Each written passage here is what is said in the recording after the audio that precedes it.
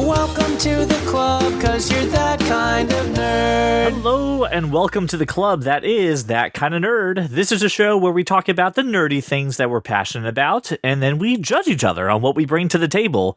I am your humble host this week, CJ Mellon, joined by the one and the only Joshua Burns and Brian Thornton. What up? Hello. Hi. Since we have relaunched the best nerdy podcast on the planet, we've got a new format, and at the end of every topic, I will be judging the conversation and awarding points to the co-host here. Again, and in the winner, with your commitment to being the best. Both. I think it's an accurate description. The best. Prove me wrong. Okay. Oh, okay. Yeah, right. I am too tired to do that research, but I'm sure someone will. At the end of the episode, the winner with the most points will be the host for next week. How's everybody doing? I am fantastic. Wondrous. Brushing up on my Star Trek, and everything is awesome over here in Clan Thornton. You have to forgive me. I realized I didn't have any hydration, so I need to get my seltzer. Yes, I did not bring my seltzer downstairs as well, so if we pause mid-episode, because I've gotten overheated from the heated discussion we will most likely have. Seltzer have gotten very expensive recently. That's because I make my own seltzer. I got the Soda Stream. Okay. You make your own seltzer. But then you have to whisper to your seltzer, right? I don't whisper to my seltzer. I have the little vials. I put as much of that flavoring in as I want. It's no longer. It's a vial? Oh my god! It sounds vial. experimental. Oh. It's a little bit of the Michael Bublé's. You get whatever flavors you want. Bublé comes in, he sings to your seltzer. You could just play the Bublé music next to the seltzer. Just have a speaker there with the Bublé playing. I don't need the Bublé. He comes with me. He's a $30 pack. He comes and he sings to my seltzer. Don't use the Groban. The Groban gets you terrible taste and flattens the bubbles. Absolutely not. You gotta go Bublé. That is a deep callback. We haven't talked seltzer talk in a long time. I love me my seltzer. All right. I make it myself. I make it a liter at a time, by the way. No longer 16 ounces. I get a whole liter. I am opening the floor to see if anyone would like to go first for this week. Otherwise, I have already spun the wheel of names and have chosen someone to go first. So I will give you anybody who is brave enough to want to go first for this week. I don't know if bravery has anything to do with it. I don't need to be brave to have But you know what? Let's go with chaos. I enjoy the randomization. Yeah, do the wheel. Okay, the wheel has already spun, and it has selected Mr. Joshua Burns. All right. That feels like the wheel is a little bit biased, but whatever. Toward the bias towards awesomeness, maybe. Yeah, okay. We'll see about that. What is your topic today, sir? My topic, it came from a conversation that I had with Laura a couple weeks ago where she asked me, and I don't know where maybe Twitter or something. She asked me, what do I think my musical blind spot is? And I thought that's an interesting question, right? Okay. Because I don't really have one. I don't really have one. I did maybe a decade ago, but it got, I knew what Laura's was right away, which is interesting. She didn't know what her blind spot was, and I did. So like basically defined as far as the musical question was, songs that you love and you have no idea who they're by, or music that you hadn't heard and heard for the first time. This is amazing, but this is a band that's been out for 15 years type of thing. Mm-hmm.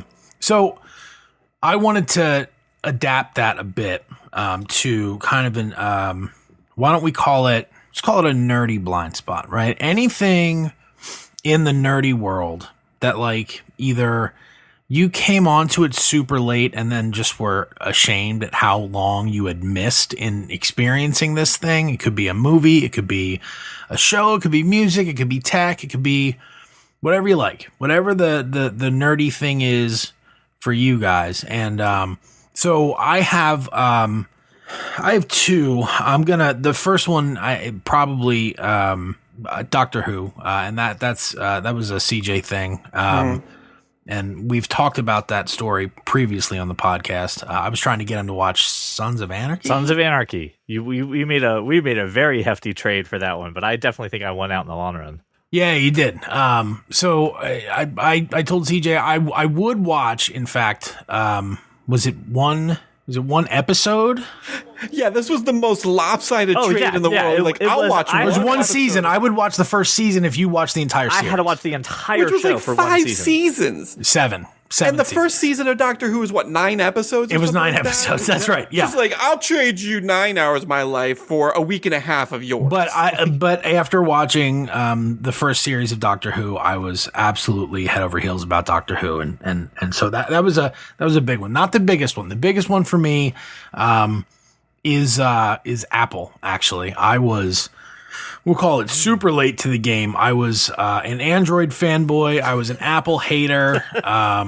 I was a hater. Do not talk to me about Apple products until I used until it was like one of the, maybe it's like Mountain Lion or one of those, that the first one that had handoff.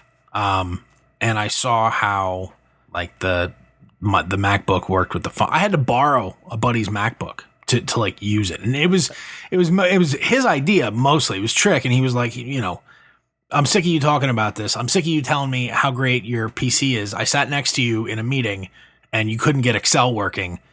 Borrowed this, right? And he just lent me his MacBook for like a week and I was blown away by really everything about it. If memory serves me correctly, that was iOS 8 and Yosemite. That was like 2004. No, it was not. It was Mountain Lion. Was it?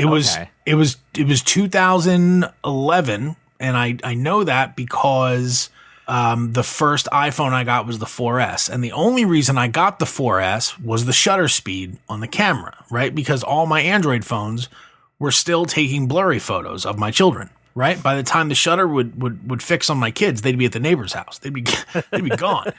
Right. But the shutter speed on the 4S was super fast. So that's the only reason and it wasn't even my primary phone. Right. I got the 4S as a side phone to use. Right. Because I could. Right. Because we were in the mobile industry at the time. And once I had that and I borrowed Trick's MacBook and they worked together, and then I got an iPad and I was like, all right, well, I ended up buying trading actually, buying an iPad and trading a buddy for his used MacBook and just adding RAM to it, and the thing screamed and it was awesome. And I still have that upstairs somewhere. And I've been using nothing but Apple products since then. No Android phones, just Apple devices, all of it, and everything in my house. Everything is Apple. So that was my I was 31 when I caught on to that, and really wish that I had been on that train far sooner. So that is my blind spot. You guys can have whatever nerdy blind spot you like, but it was I thought it was a very cool topic based on a conversation that I had with Laura. So there it is. Okay, so if we're talking about things that we came late to the game to, I have a lot. If we're talking about things we're still blind to, could be that. I'd have to think a little bit more. My blind spot has always been like, I've never been really deep into music, and I think you all know that. So every time we talk about music, I was like, oh, okay, you guys talk. I'll go play with my stick over here. Josh, I came late to the game with Apple too. In fact, CJ is the one who introduced me to Apple because I was about to throw my, was it like a Samsung Fascinate across the room? That's right, the Fascinate. Yeah, it was a Fascinate. God. And it was just bugging out on me. It kept on crashing. I literally was about to throw it, and CJ was like, come with me. Let's take care of this for you. You're going to get an Apple. I said, I don't want an Apple because I prescribe to that. Oh, it's so expensive. And it doesn't give you anything. Like, the people who don't like really know how to articulate why they don't like Apple, those reasons that people don't like Apple. Right. And CJ was like, dude, you're not leaving without an Apple iPhone today. And if you don't like it, you have 2 weeks to exchange it. I'll give you any Android you want. But you're walking outside today with an Apple. I was like, fine, only to prove you wrong, sir. And I don't know, like a month later, I bought a MacBook. And then a month after that, I bought an iPad. And then I have an Apple TV. And so like I bought into the, and I think that's the same with even if the person who really latches on to Android, right? Like you find something you like and then you just dive deep into the ecosystem and you get everything to the point where like, now there's no point in me ever trying an Android phone ever, no matter how good it is. Nope. changing one device means I have to change 8 devices, right? And the same thing is true with Android users who are really bought into Android because they have a Samsung computer or a Google Chromebook. They have Chromecast. They have all. It's a lot more fragmented, believe it or not. It is a little bit more. I agree. It's a lot more fragmented on the other side of the fence. But and it's not like, I mean, that's the whole plan, right? That's Apple's entire. That's the plan. If they're in the ecosystem and it's all our stuff, they're probably not going to replace just one device. Right. I too also came late to Doctor Who because Josh is the one who introduced it to me. So CJ introduced it to Josh, who introduced it to me. So I'll just go ahead and piggyback off of your 2 right there, Josh, because I came to them even later than you did. So fair. Good by the way, me. quick point. Each of you is getting 5 points for mentioning me being the reason that you were fucking awesome. So 5 points. I can't give points to myself. Therefore, 5 points to you for mentioning me. Oh, that's very kind of you. The rest do not mention you. I apologize, CJ. So I'll go through these in orders of when I really dive deep into them. So when I was growing, and I guess the probably the biggest thing when I was growing up, I was a Marvel boy. Marvel all the way. I read Spider-Man. I was collecting Daredevil. I was collecting Avengers. I was reading my brother's X-Men stuff. And you know who Batman is, but I never really collected Batman books. You know who Superman is. I mean, again, I watched the movies. I was never really diving into DC very much. I didn't get into DC until my early 20s.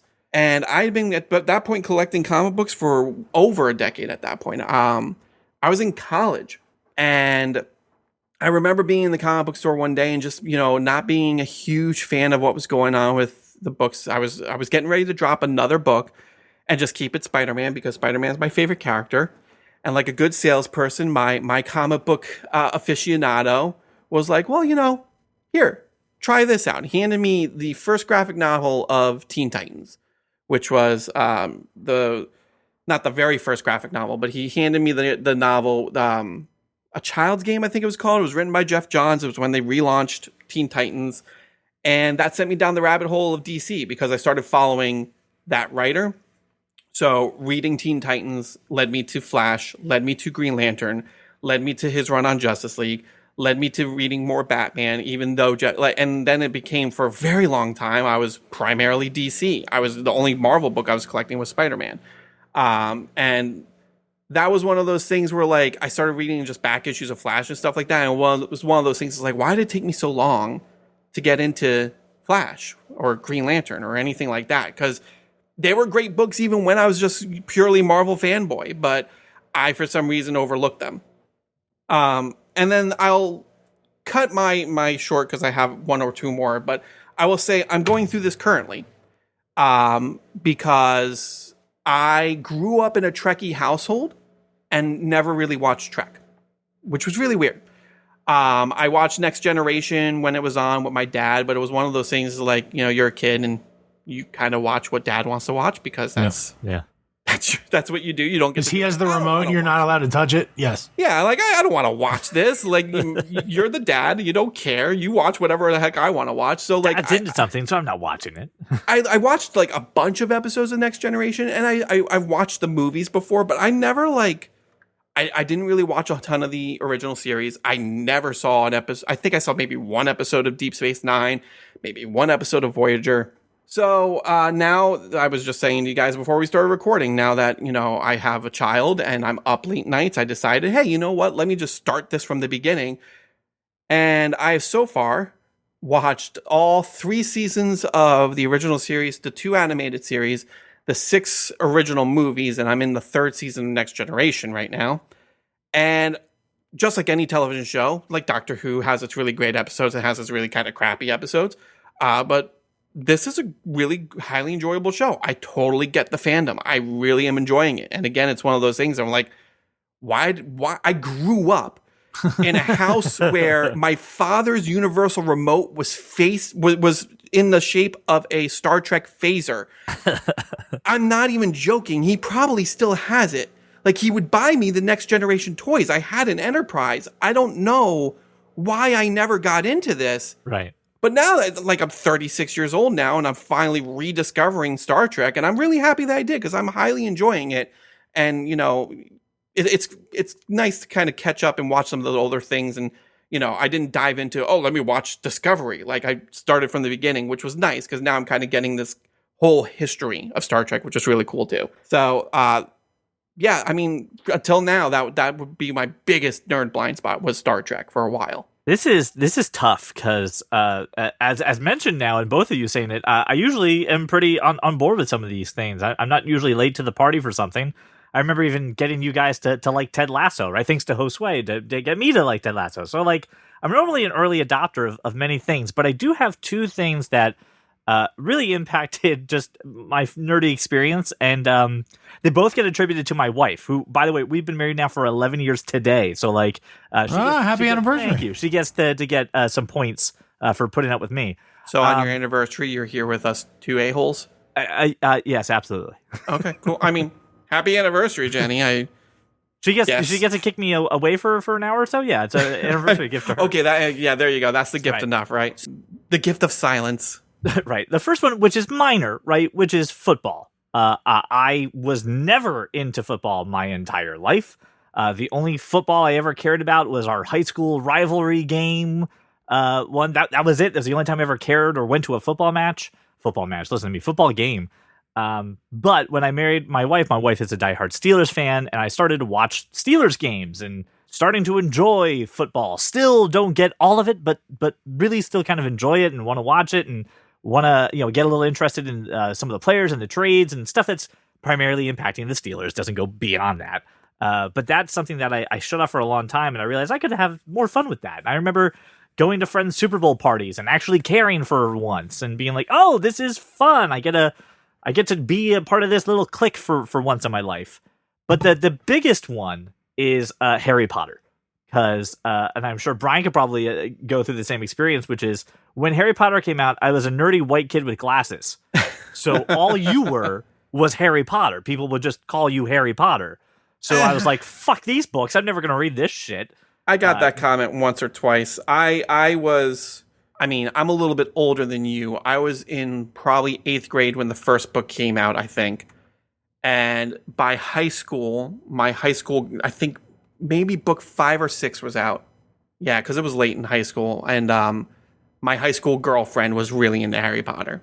And so she introduced me to it and made me read the first 3.5 books. And then we broke up, so I didn't bother finishing reading the rest because I wasn't that into it. I enjoy the movies, but I never got called like Harry Potter or anything like that. I didn't have round glasses either. See, that was the thing. I had thinner round glasses. It was like the kiss of death. And I was like, I'm not doing this. Like, nope, I'm sorry. I'm now associated with being, picked on or made fun of or mocked or whatever for being Harry Potter. And I'm not going to read these things. And my wife is a very, very big Harry Potter fan. She's like, you have to read these books. And I'm like, fine. And then once I did, you get sucked into this very quickly. This is something that can just grab you and really kind of pull you in if this is the thing that clicks with you. And yep. And I'm looking down right now in my office, and I've got 3 wands sitting to my left. I've got a butterbeer cup from upstairs. I love going to Universal and going to the world of Harry Potter. I watched the other movies, the Fantastic Beasts ones. I mean, you're going to get my money. I'm angry about them, but like, I'm going to watch them. But diving into the lore and seeing the community, Pottermore, all that stuff, I turned a blind eye to that probably until I was in college, and like 2007 is when I actually sat down and read the books. To combine your late love of sports, apparently, to your late love of Harry Potter, have you attended a Quidditch match? I have not attended a Quidditch match. That's where I need to go. See, I didn't even ask if you played it. You just need to go to one. Just need to go to just one. Watch the people run around on their broomsticks. If there was a Triwizard Cup, I'd probably check it out. Yeah, sure. Let's just wrangle a couple dragons and do that. That'll be fun. It changes every year. You don't have to do dragons every single year. Okay. My Triwizard Cup would be like walk 50 feet. There's not a Triwizard tournament every year, right? That's true. That's like every Very true. Years, right? It's like every 50 years or whatever. I don't know how many years. You're going to make us look it up, aren't you? I'm looking it up now. How often is the Triwizard Cup happen? But Harry Potter is the one that I feel angry at myself for depriving myself of a fandom that I could have been part of for many years. Every 5 years. There you go. The Triwizard Cup occurs. You don't need dragons. we would need a contest of intelligence, courage, and wizards losing their mind because there's a dragon half a meter away. Okay. So there you go. We can easily do that. Okay, Brian, I now charge you with putting on the Triwizard Cup, the U.S. Triwizard Cup. How many points do I get if I'm successful? If you actually do a Triwizard Cup, I think you win the grand prize.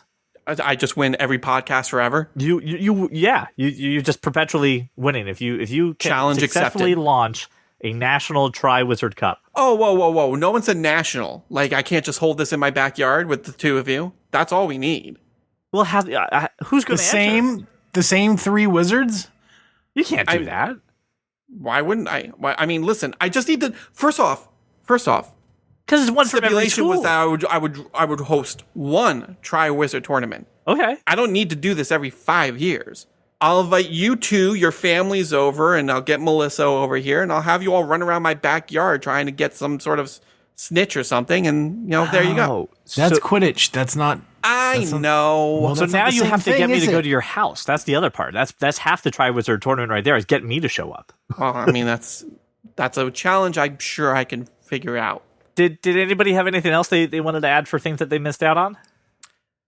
I mean, Nope. disappoints me you brought up football, but other than that, Why? Wow. I was going to... because football is such wonderful. Easy thing. Listen.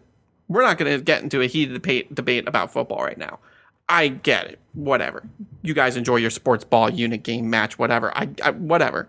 Just, it's easy. Like, everybody's into football.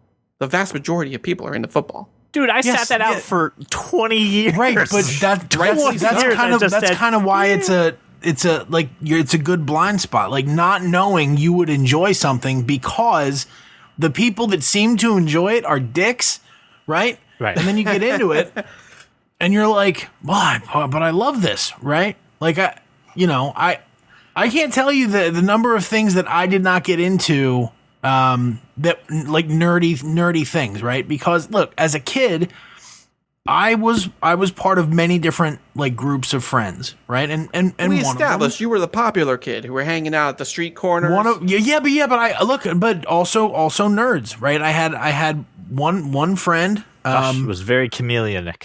Chameleon-like in high school. one friend who Chameleonic. had one friend who had a group of nerdy friends, and they did not like me. His friends did not like me.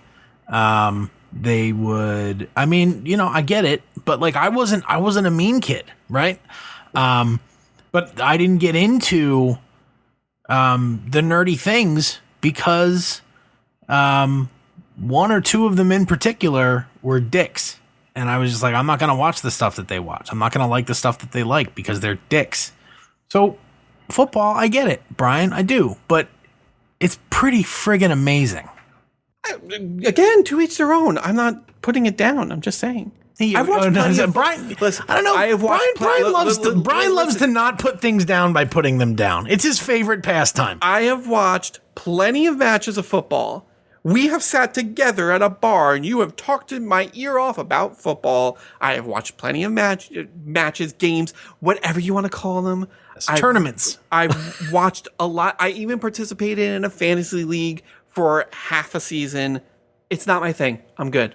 You guys can have it. I did the same thing. I did the fantasy league, had zero joy out of that. I was don't like, think nope. anyone said it was your thing, but like, giving CJ shit for being disappointed because it's part of CJ's nerdy blind spot. I think that's so far. I'm just generating some conversation by being a dick myself. Okay. I mean, come on. I just trying to keep the conversation going. Plus, I just thought of two other things. Real quick honorable mentions. One of them goes to Josh, which is The Sopranos. I put The Sopranos off because everyone complained about the ending for like forever and a day, and it Doesn't even matter. Well, I was too young to watch it when it was really on TV, right? So all you read were articles of like finales that disappointed the fans, and it's like The Sopranos. Like, well, if the whole finale's gonna let me down, fuck off.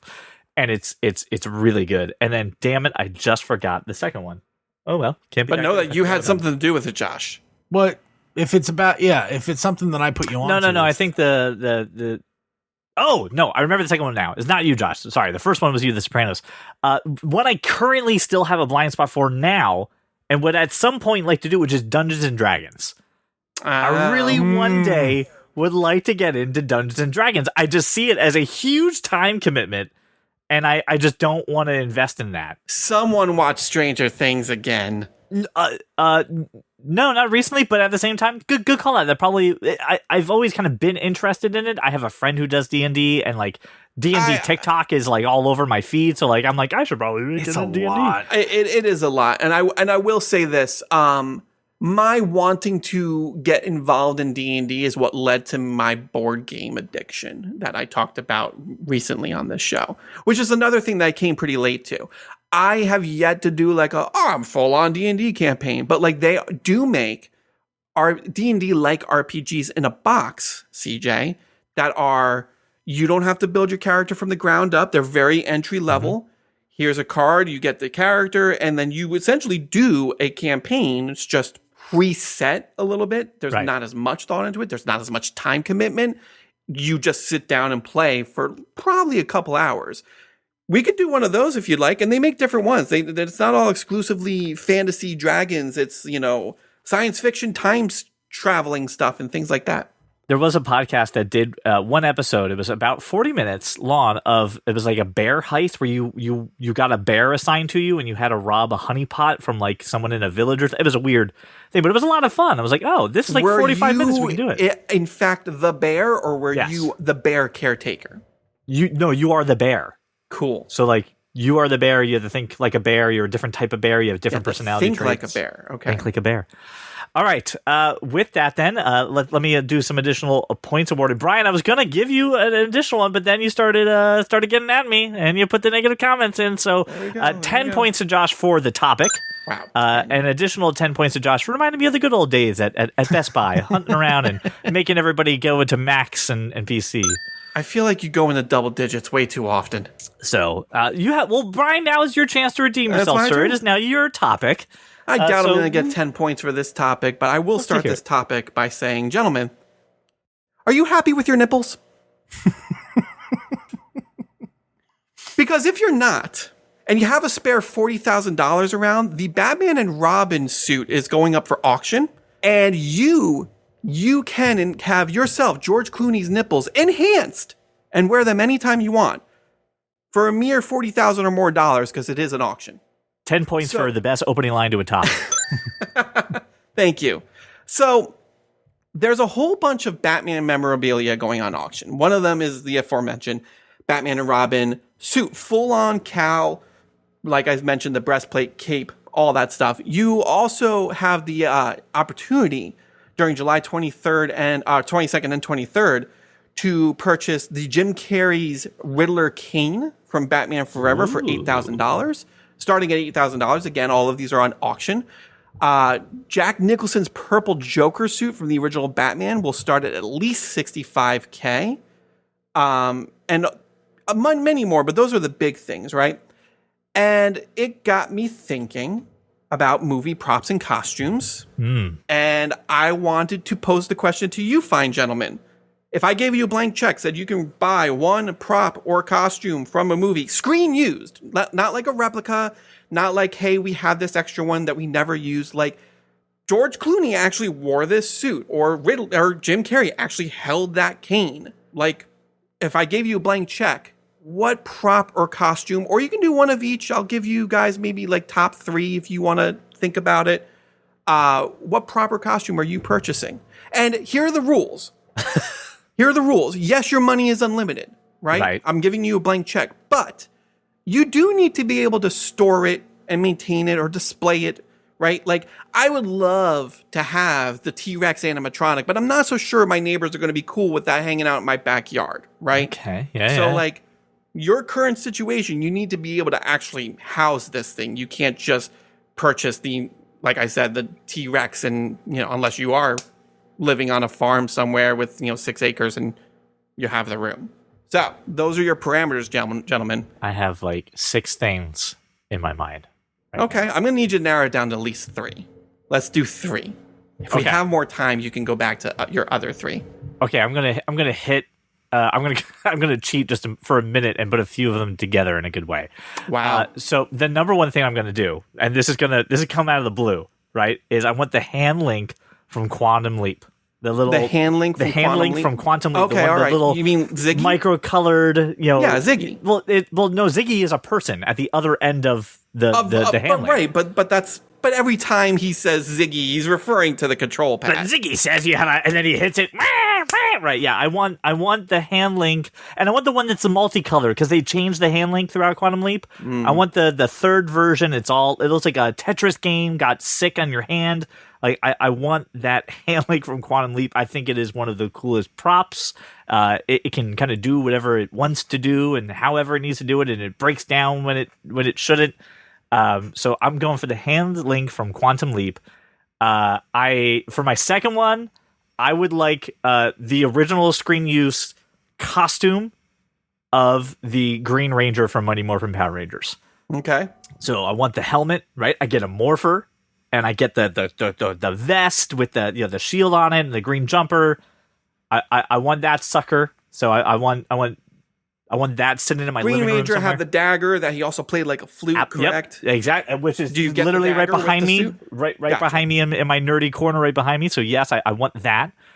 And then, the last one, and I hate you for making me pick. So this is a really tough one, but I would like the Maverick helmet from the original Top Gun movie. Okay. I want the Tom Cruise sweated on. You can be my wingman anytime. Maverick helmet. Okay. All right. So we got the helmet. You got the whole Power Ranger suit / dagger. Mm-hmm. Yep. I want the whole Green Ranger ensemble. Seems like cheating a little bit. I said I was going to cheat. And then what was your third one / first one you mentioned? It was the Ziggy the hand Quantum from Leap, Quantum Leap. Ziggy pad. All right, cool. Okay. I'm surprised by your choices. I'm not going to lie. For real. Tell me what surprised you. I was expecting a Doctor Who costume or prop somewhere in there. It's on the list, but if you really had to make me choose, Okay. those are the ones I would go for. All right. Josh, do you have a couple, or do you need Yeah. go ahead, Josh? What do you got? No, I absolutely do. A Desert Eagle 50 caliber handgun. Just from a few different movies, right? The opening scene / bridge scene from Deadpool, that was a Desert Eagle. Where he counted down the bullets, that was a Desert Eagle. Okay. The Agent Smith carried a Desert Eagle in the first Matrix. In Snatch, Vinnie Jones goes on at length with this monologue about how this guy's gun, how his gun says Desert Eagle .50 and this guy's gun says replica. And it's a pretty amazing little monologue moment. So that Desert Eagle, it's not even that it's a really like just a movie prop. It's pretty friggin' famous. It's a giant hand cannon, and I would love to have one. And look, I evaluated several weapons to pick one that would be the one. The M134 minigun was the weapon that Keanu Reeves fired out of the helicopter in The Matrix, also used by Arnold Schwarzenegger in Predator. The gun of Rambo, as said in Lord of War, another amazing weapon used in several movies. So I like that, but that Desert Eagle has a special place in my heart because of the Guy Ritchie connection as well as other flicks. Beyond that, I would say the Martin guitar that was smashed on the set of The Hateful Eight. You'd like the pieces? Just go. No. I wish I could bring back the guitar. It was a post Civil War Martin guitar. Martin Guitars is right in my backyard, so I have a friend that works there. It's kind of a that was a pretty big deal that this thing got smashed instead of a replica because it's like it's an old guitar. That'd kind of be pretty awesome to have. And then if I had to choose a third one, I'd want the 11th Doctor's Sonic. I have the 11th Doctor's Sonic on a keychain here that Zoe got me. It's tattooed on my right leg. I would want the actual Sonic. This is why I couldn't pick the Sonic, because I know Josh would, and Josh deserves it more than me. I assumed Josh would pick the Sonic. I thought you might say the 10th Doctor's Sonic just to kind of counterbalance his 11th Doctor, because I know you're also a fan of Tennant as well. I know, but I don't like his Sonic. I Right, but I mean, if we've seen the Day of the Doctor, the 11th Sonic has everything the 10th has. Can do all the same stuff. Just Right. looks a little different. It's got a green light bulb. I like the one that looks like the TARDIS that Capaldi uses at the end of his run. I like that one better than the other ones. Really? That's a cool. Listen, I don't like anything Capaldi. that's a cool design for us. You probably like the Sonic sunglasses too, didn't you? I those hated are the Sonic so sunglasses. stupid. I thought that was Okay. the dumbest thing. Dumbest thing. A lot of things Capaldi had was the dumbest thing. Yeah, like Clara. Just saying. Oh, Digga Clara. I didn't even hear your joke, but okay. I said, yeah, like Clara. No. First off, Clara got introduced during Matt Smith's run. I know. So there was no She reason did. for Capaldi to have her. You should have been done. We're not getting into this. I'm not. So we're really going to argue about this because Rose transcends Doctors too. You're going to Careful. I'm in charge of points this week. Do you want to fight or you just want to move on? Wise decision. very mean of you, holding my opinions hostage. Anyway, You can risk it, bud. No. It's cool. So I've thought long and hard about this, and when I think about the movies that I mean, I could probably do 3 for movies and 3 for TV, but when I think about some of the movies that I would love to just be like, oh yeah, that was actually used on screen, right? I think of Indiana Jones's whip. That way I just have it hanging on my wall. And to have, like, again, Harrison Ford, blood, sweat, and tears in that thing because he actually would wield it. That would be awesome. As well as I would love, it's really tough for me to pick one prop from this franchise, but I think I would want a used pumpkin bomb from Sam Raimi's Spider-Man. No. Like, I just think something like the size of a baseball, right? Like, if I had like Tobey Maguire's costume, as much as I would love that, I don't know what I would do with it. I don't know how I would display it. You know, what's that? I'd wear it. Just wear it 24/7. Halloween right? or whatever. I'm cracking that son of a bitch open, and it's coming. I don't see, and like No, I'm not taking outside care of of the prop. right outside of buying a mannequin and putting it on it and like that kind of stuff. Like, I don't know what I would do with it, but like a pumpkin bomb, that's cool. That's compact. That's something I could put on a shelf somewhere, which is really kind of what I would be looking for. And then, I'm thinking it's the easy out, but probably the hoverboard from Back to the Future too, because they are real. We just never got the chance to buy one, right? So I would use that and just hover around my backyard. So that's, I mean, like I said, I could probably talk for a long time about props that I highly enjoy and would love to have a piece of movie history. But like, if I had to choose, if I had the blank check, those are the things I would buy. I mean, I'd buy the George Clooney nipple suit too. Hell, why not? Like, come on. Like, how many people can say that? And like, seeing this article reminded me of another article that I'll share with you guys real quick. A few weeks ago, the costume designer for the suit used in Batman and Robin went on the record. Oh yes. And did you guys see this about their decision to do those infamous nipples? No. I did see this article, but please, you have to share it. So it started with Batman Forever, and I'm going to read straight from this article and from the costume designer. He says, well, in the first one, referring to Batman Forever, they were just little blobs of clay. It was subtle. It was a blip. They were, with Val Kilmer's suit, the nipples were one of the things that were added. It wasn't to fetishize anything. It was more informed by Roman armor, like centurions. Those had those gold-plated armors. They had little kind of blobule nipples on them. And in the comic books, the characters always looked like they were naked with spray paint on them. So it was all about anatomy and pushing anatomy. And I don't know exactly where my head was back in the day, but that's what I remembered. So I added the nipple and I had no idea where it was going to end up. And then for Batman and Robin, Joel Schumacher loved the nipples so much, he said, let's showcase them. And he wanted to sharpen them and put points on them. And the circles of both inner and outer, he wanted them to be put on Batgirl's costume. But the studio, the studio went ahead and said, no, you cannot do that at all. Oh, man. So that I thought that was hilarious. And then this article came around. I'm like, you know what? I haven't talked about nipples in a while. So let's just go ahead and talk about this. So that is your nipple talk for the day, gentlemen. I hope you enjoyed it. All right. I am 10 points, Brian, for allowing me to own 3 amazing props of movie history, but -5 for making it only 3. Okay. But I'm giving you 5 points back because you said nipple consecutively at least like 9 times, and I giggled like a little idiot because I'm apparently a 13-year-old boy.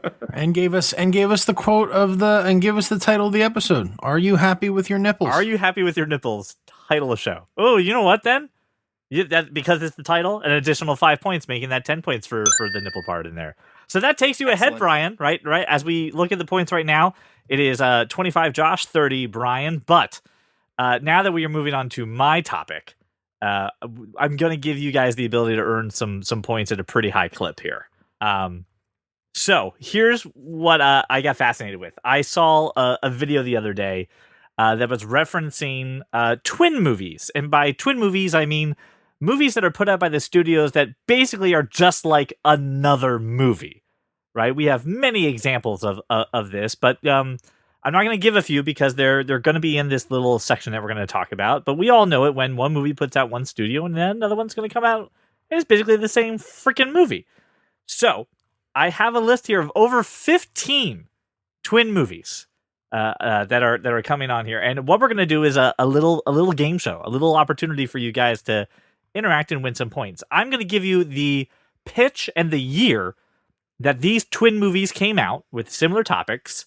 You have to tell me what the 2 movies are, and then we can decide which one was better. For example, 2005-2006 takes us on a scary adventure to below the Earth's surface, where monsters lurk from exploring caves. What were the 2 movies that fit that? It was The Cave and The Descent. Okay, so you said twin movies. I thought you meant movies with twins in them. No, not like Twins or Legend. Right. Okay. The Cave and The Descent. Right. I saw The Descent. I didn't see The Cave. Well, right. And then we can say, hey, we got one. So this one's, I think, does it make sense, Josh? Yeah, I think it's awesome to play games I'm terrible at. Let's do that. Wait. What if Josh gets one movie and I get the other? How do you divide the points? This is the thing, right? If you go first, right? If you say, yeah, I think I know what these movies are. If you can get it right off the bat, you earn 10. You earn 10 points. If the person who cleans up, right? If Josh says, "Oh, well, Brian was wrong, but I know what it is," Josh, you get 5 points, even though it's there. So if you get it right on the first time, so you're doing Family Feud rules. Got it. Family Feud rules. Yep. All right. Makes sense. And then I'll say this: if we don't get it at all, I'll roll the 10 points onto the next one. Interesting. All right. Got the opportunity to earn some real points. Continue. Josh, are you on board? Yeah, go ahead. IMD Rolodexes. All right, here we go. This is 1993, 1994. They are both Western movies centered on a lawman, Wyatt Earp. Yeah. Go ahead. Tombstone and Wyatt Earp. Correct, absolutely. So 10 points to Josh for round number 1. I think we can all agree Tombstone better than Wyatt Earp. About a million times better. Tombstone is probably my favorite Western of all time. So yes. Ready for this? Wyatt Earp only got $25 million and Tombstone $56.5 million in the box office. So definitely the better movie. This is underrated. 1997, gentlemen. Right now, the Earth's crust is having a terrible problem of eruptions, and there are 2 heroes that have to try to save their loved ones. Brian? It's Volcano and Dante's Peak. Oh, Dante's Peak. I would have never gotten that. That is correct. What's the better one? Volcano. Not according to the box office, I think. Yeah, the box office because... Am I right? Am I right? Well, listen. Peak. No. Wait, who did Dante's Peak even have in it? The answer is Pierce Brosnan versus Tommy Lee Jones. Come on. No, I prefer Tommy Lee Jones, but who was... But then we're talking about... Linda Hamilton. Linda Hamilton was in Dante's Peak. Or Anne Heche, right? No, Anne Heche is another twin movie that CJ will most definitely mention, so I'm not going to give you that answer. It's not Anne Heche and Volcano? It's not Anne Heche and Volcano, but Don Cheadle is in it. It's Val Kilmer. I'm sorry.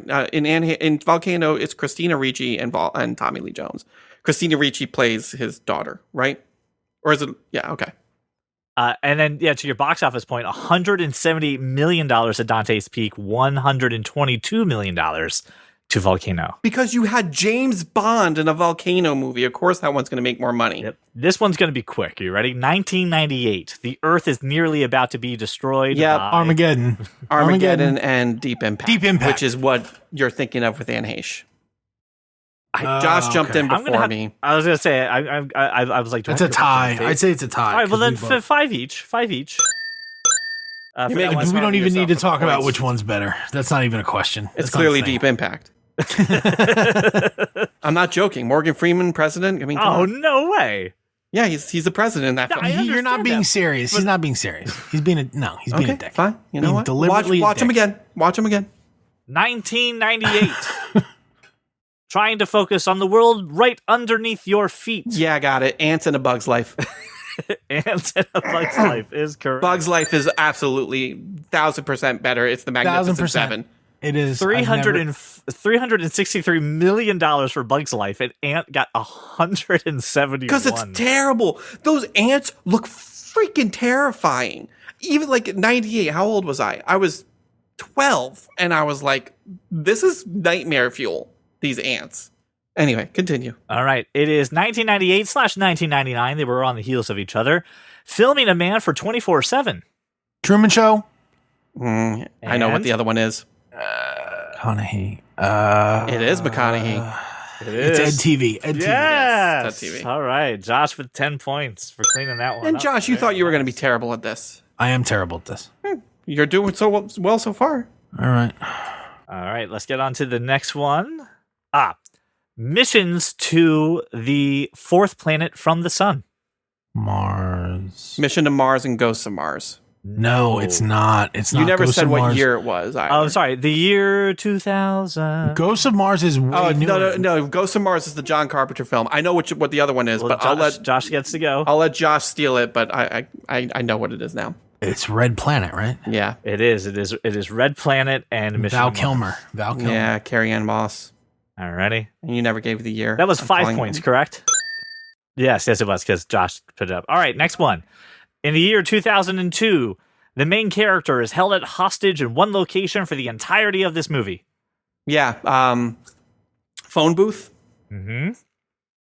Liberty Stand Still. That is correct. Liberty Stands Still was like straight to DVD, wasn't it? I don't believe so. It could be. I'm looking at the poster for it. It just says I gotta look it up. Hang on, I'll look it up. How did you know that? Because Straight to DVD. Yes, Straight it was, to DVD it was, in 2002. Josh. The film is released in US Yeah. on DVD, straight to DVD. Phone booth, Wesley 97.8 Snipes. million, and Wesley Snipes. But when you're gonna give me like Wesley 595. Snipes, like no, I worked at that's why I know it. Blockbuster in 2002, dude. All right.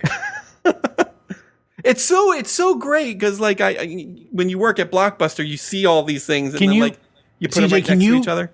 Do me a favor and say the year and then give it a beat, will you? Before you. Sure. All right. Okay. beat, I got can do it. that. 2003, 2004. Following characters living underwater. Finding Nemo. And Yeah, what's the other one? I know what the other one is. It had. It's the Vinnie Jones movie. Shark Tale. that's correct. 10 points to Josh. That makes Josh on the lead right now, just so you're aware. All right. 2004.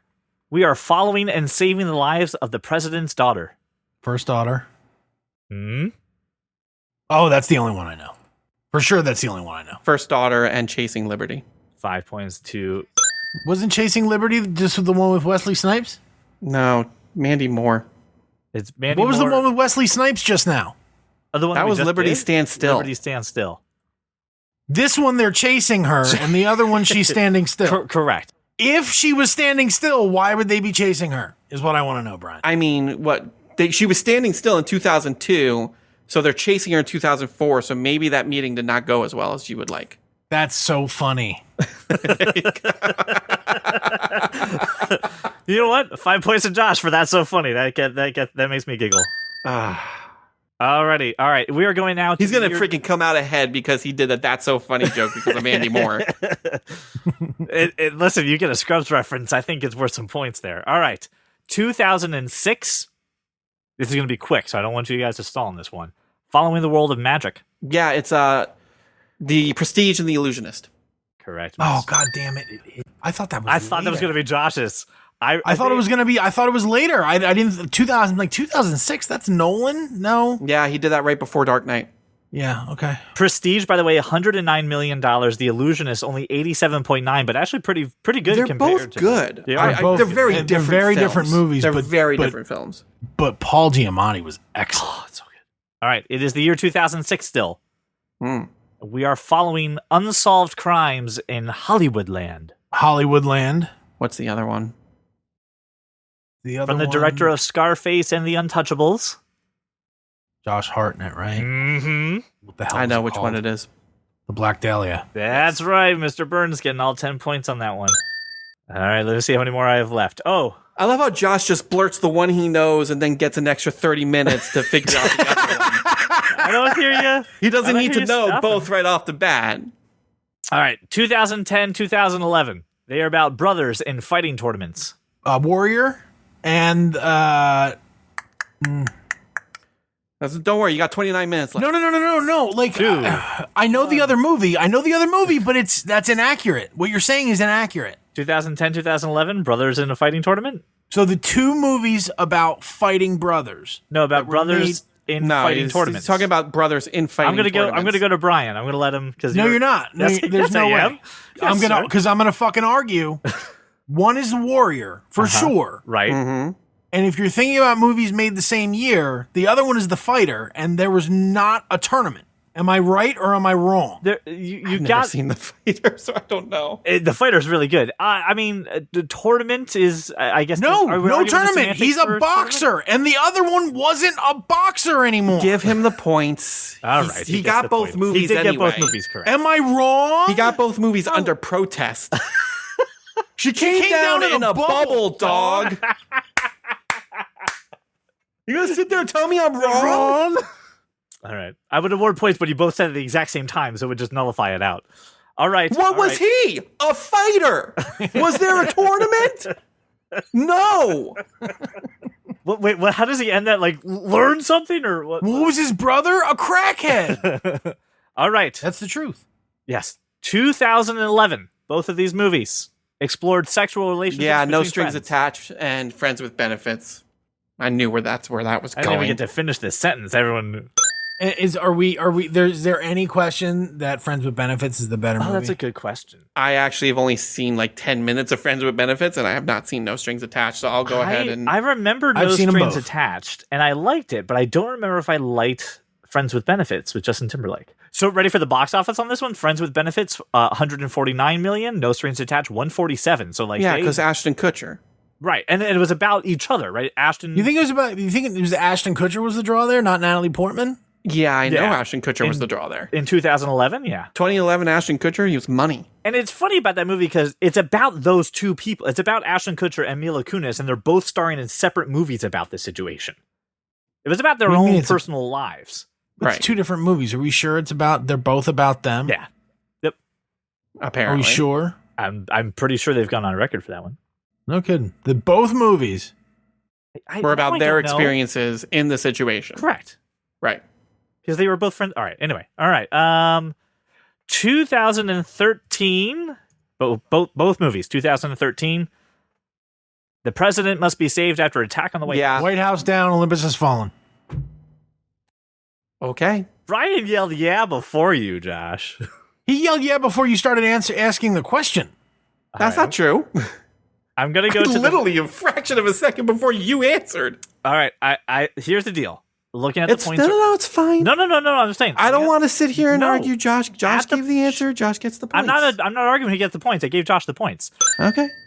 So here we go. 2013, 2015 follows the life of a man who owned a very popular fruit company. Jobs and Steve Jobs. Am I wrong? All right. No, you are not wrong.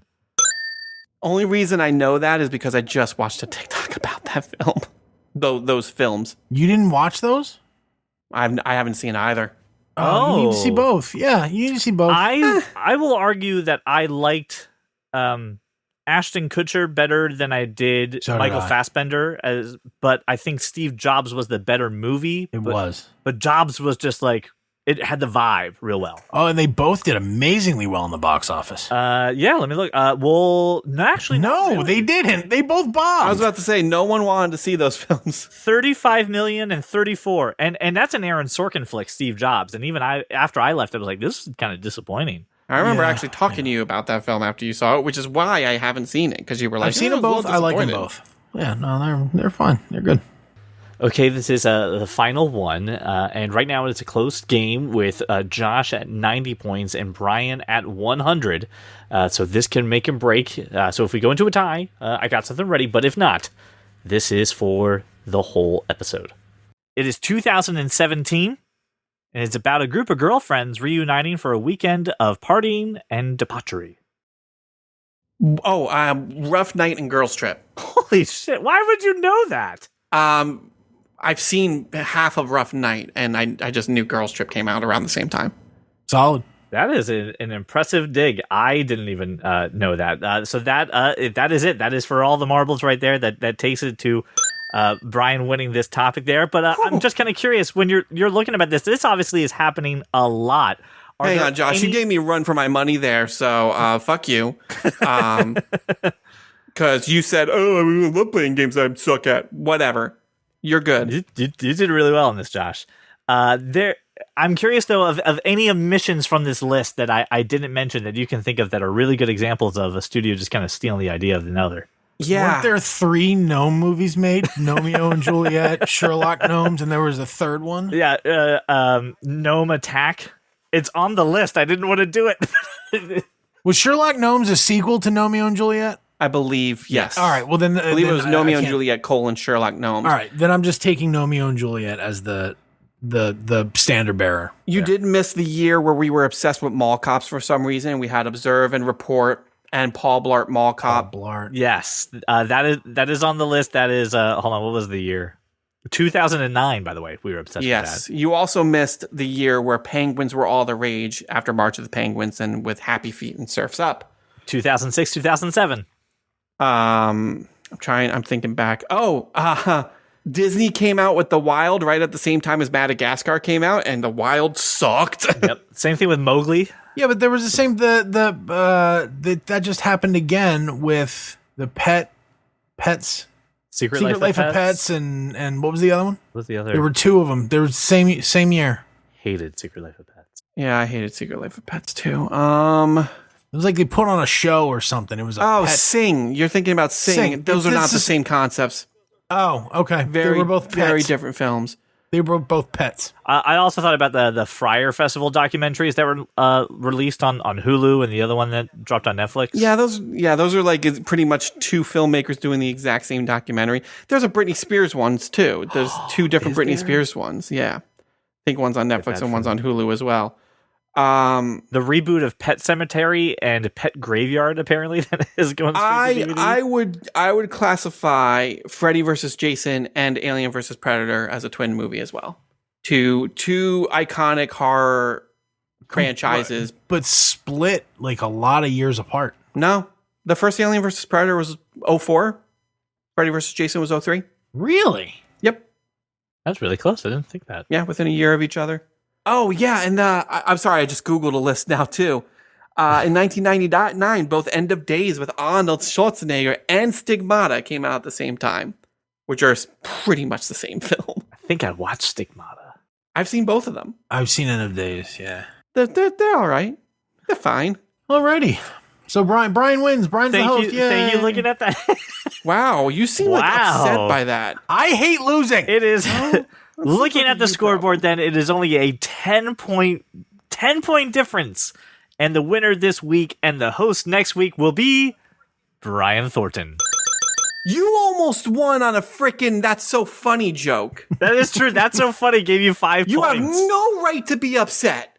I had to claw for that win. I had to dig down into the recesses of girly films that I have seen for that win. Ain't nobody seen Rough Night except for me. Rough Night was $47 million, and Girls Trip was $140 million. So yeah, you're one of the few people seeing Rough Night. Well, congratulations, Brian and Josh. I really appreciate you not being bitter about this at all. Your composure being kept is phenomenal. All right. Well, thank you, listener, for making us your walk around your neighborhood, your drive to work, or whatever it is we are in your life. Thank you so much for enjoying this show, and we will see you on the next episode. Well, welcome to the club, 'cause you are that kind of nerd.